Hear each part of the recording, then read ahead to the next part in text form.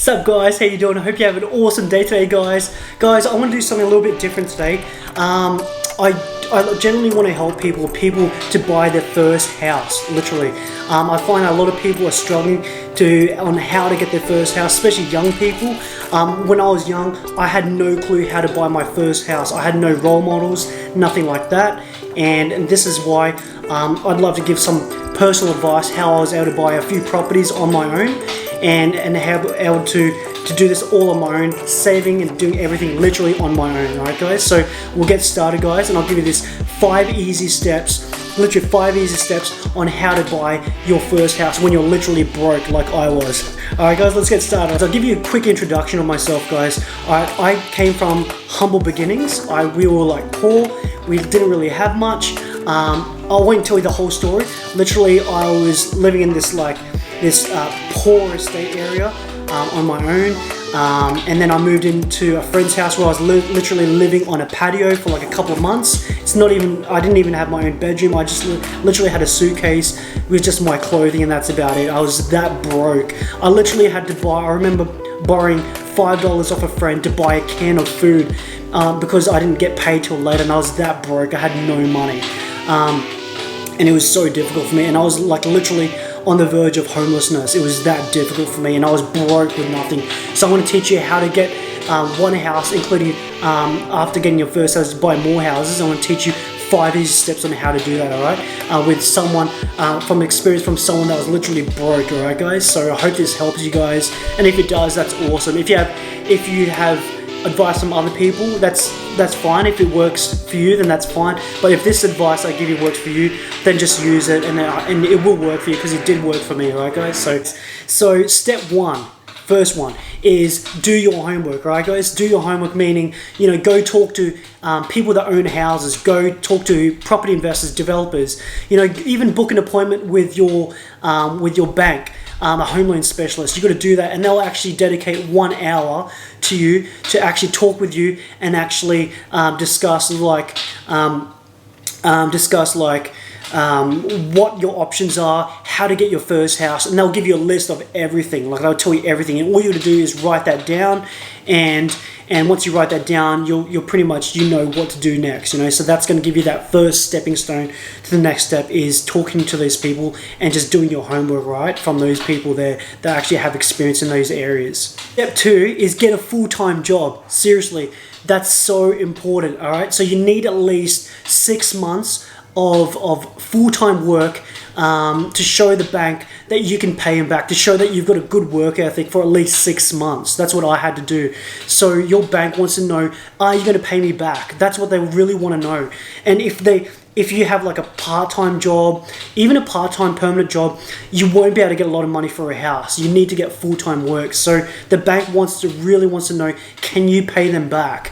And they want to know that. They also want to see a good work ethic for 6 months. And once you have that, that's the next step to actually go to the third step, all right guys? So getting a full-time job is so important. Third step guys is saving for a deposit. All right, so saving for a deposit, with the homework you've done, your bank will obviously tell you how much you need depending on the price of the house. So if the house was like $500,000, you'd have to save a certain amount for a deposit. The bank would tell you anyway, so it's a certain percentage of how much the house is worth. So I had to save for I think a $300,000 house. I had to save, I think, $15,000. I think that's what I remember. It was like 5% of the house. So that's the deposit you had to do. So a deposit is very important, and you save that from your work, all right? So very important you save a deposit. Step 4, guys, this is to the guys, all right? Stop chasing girls and stop partying so much. Seriously, I remember these days where I wanted to buy a house. I just stayed home all the time. I didn't go out for like weeks and weeks and even months just so I can save for my first house. I remember my friends going out all the time, getting drunk, asking me to go out. I just said no all the time. I just said no. I stopped chasing girls for like months because I was just so focused on buying my first house and then buying other properties. That was my dream. Okay, so to the guys, stop chasing girls. Seriously, It's just silly. And also stop buying stuff you don't need. Buy stuff you actually need. So, for example, if your car has a flat tire, that's something you need. You need to change that tire. It's important because your car is going to help you get to work and back every day. All right, so that's going to help you get your money. That's something you need. And stuff you don't need is like alcohol and stuff. You don't need stuff like that, you know. So you just got to work out what you need and what you don't need, all right? And that's how it's going to help you save money. And stop going out so much. Seriously, I see a lot of people doing that crap, and it's delaying them so much to buy their first house. And it's important to... Seriously, guys, the best time to buy a house is now, immediately, as soon as possible, is to buy the first house, right? So the faster you buy it, the better it is. If you buy it later on, the price is going to go up, and you're just going to be saving even more for a deposit. It's just going to make things worse for you. So the earlier you buy it, the better it is, and you'll be saving a lot more money, and that's just the beneficial thing, guys. So yeah. So guys, stop chasing girls, all right? Step 5 is go to your bank or a broker to actually get your loan started, right? So what I did was that I went to a broker. A broker is someone you don't pay a broker a cent. They get paid by the bank. So the broker will work their ass off for you for free to get a good deal, a good interest rate, and a good home loan for you, right? And they'll check hundreds of banks for you for free. And once they find that loan for you, they'll present that to you. And if you like that deal, then you accept it. The broker gets paid from the bank. They get commission from the bank. So you don't pay a cent to these brokers. They work their asses for you guys. And that's the beneficial thing about getting a broker is they get you the best deal. They do the hunting for you, which is awesome. You can also go to your bank. Going to your bank is pretty cool, where you've got all your details with your bank. You don't have to supply paperwork and all that sort of stuff. Your bank has those details, so you can actually speed up the process a lot more. But the downside is that the interest rates are probably not as good as other banks and other lenders, so that's a downside. So it's up to you what you want to do. If you want to go with your bank because you're a bit tired of, you don't want to present all this paperwork, your bank has it, then do it. But if you want to get a better deal and save a lot more money on interest rates and all that sort of stuff, then go with a broker, right? Congratulations, once you get your first house, you're all set, right? So once you get your first house, your house is an actual asset. It's not a liability. A car is a liability because it will devalue over time, all right? With a house, it will grow in value. As you sleep, it grows in value. The price increases. And that's a good thing about real estate and property. The land will increase. The property will increase pretty much. And that's a good thing about having an asset in your life. It will open doors to you buying more properties. So when I bought my first house, I bought another house the next year and another house the next year. And that was my dream, you know, and I was able to do that because the property value of the first house grew, and I was using the equity. So that the equity is like the value that's increased in the house, and the bank, if you show that to the bank will see that you've got a lot of value, which is equity in the house, and you can use that towards another house, and you can use that as a deposit for your next house, and the bank will accept that because you've got a lot of value in your first house. And that's how you're able to buy more and more houses.